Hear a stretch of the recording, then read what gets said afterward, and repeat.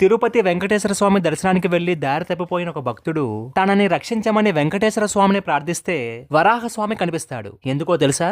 ఒకానొక కాలంలో తిరుమల శ్రీవారిని దర్శించుకోవడానికి ఒక భక్తుడు కాలినడకన తిరుపతికి బయలుదేరతాడు. అయితే ఆ భక్తుడికి తిరుమల ఆలయానికి చేరే దారి తెలియకపోవడంతో కనిపించిన వారినల్లా అడిగి ఆఖరికి తిరుపతికి చేరుకుంటాడు. అయితే అప్పటికే సాయంత్రం అవ్వడంతో త్వరగా స్వామివారి దర్శనం చేసుకోవాలని పరుగు పరుగున కొండ ఎక్కడం ప్రారంభిస్తాడు. అలా ప్రయాణించిన కొంతసేపటికి చీకటి పడడంతో దారి తప్పి అతి భయంకరమైన శేషాచలం అడవుల్లోకి చేరుకుంటాడు. ఇలా ఎంత దూరం నడిచినా స్వామివారి ఆలయం కనిపించకపోవడంతో ఒక్కసారిగా భయం వేస్తుంది. ఆ అడవిలో తిండి నీరు లేక అలసైపోయి అవస్థలు పడుతూ ఉంటాడు. అప్పుడే అడవిలో భయంకరమైన క్రూర మృగాల అరుపులు వినిపిస్తూ ఉంటాయి. ఆ మృగాల అరుపులకు భయపడిన ఆ భక్తుడు ఏడుస్తూ ఆ అడవిలో ఎటు వెళ్లాలో తెలియక ఒక నున్నని పెద్ద బండరాయి మీద కూర్చొని ఆపద మొక్కులవాడా, నీ దర్శనం కోసం వచ్చి దారి తప్పి అడవిలో ఇరుక్కుపోయాను. ఓ వెంకటేశ్వర, పిలిస్తే పలికే దైవం అంటారే నిన్ను, నువ్వే నన్ను కాపాడకపోతే ఇక నాకు దిక్కెవరు అంటూ బాధపడుతూ ఉంటాడు. అప్పటికే 2 పెద్ద పులులు ఆ బండరాయి చుట్టూ తిరుగుతూ పైకి రావడానికి ప్రయత్నిస్తూ ఉంటాయి.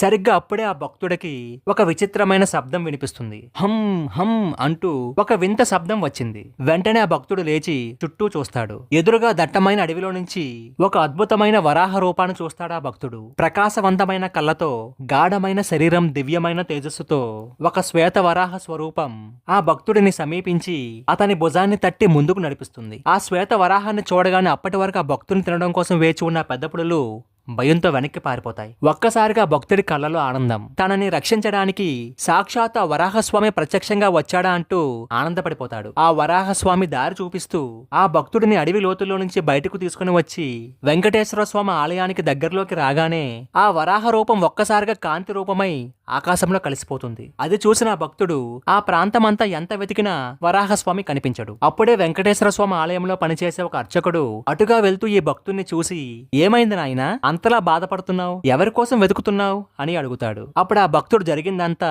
ఆ అర్చకుడికి చెప్పి ఒక విషయాన్ని అడుగుతాడు. స్వామి, నేను వచ్చింది వెంకటేశ్వర స్వామి దర్శనాన్ని చేసుకోవడానికి. అడవిలో దారి తప్పిన నేను రక్షించమని పిలిచింది కూడా వెంకటేశ్వర స్వామినే. కానీ నా కోసం వరాహస్వామి ఎందుకు వచ్చాడు? వెంకటేశ్వర స్వామి కదా రావాలి అని అడుగుతాడు. అప్పుడు ఆ అర్చకుడు, ఈ సమస్త తిరుమల క్షేత్రానికి అధిపతి ఆ ఆది వరాహ స్వామి. సాక్షాత్ వెంకటేశ్వర స్వామే ఈ తిరుమల క్షేత్రంలో ఉండడానికి ఆ వరాహ స్వామి అనుమతి తీసుకున్నాడు. నీకొక రహస్యాన్ని చెప్పనా? వెంకటేశ్వర స్వామి దర్శనానికి ఏ భక్తుడు వచ్చినా అతను ఏ కష్టంలో ఉన్నా వాళ్ళని రక్షించి వెంకటేశ్వర స్వామి దర్శనమయ్యేలా చూసే బాధ్యత వరాహస్వామిదే అని చెప్పగానే ఆ భక్తుడు వరాహస్వామికి నమస్కరించుకుని వెంకటేశ్వర స్వామి దర్శనం కోసం ఆలయంలోనికి ప్రవేశించి శ్రీవారి దివ్యమంగళ రూపాన్ని దర్శించుకున్నప్పుడు తన కళ్ళు నమ్మలేని ఒక అద్భుతాన్ని చూస్తాడు. గర్భగుడిలో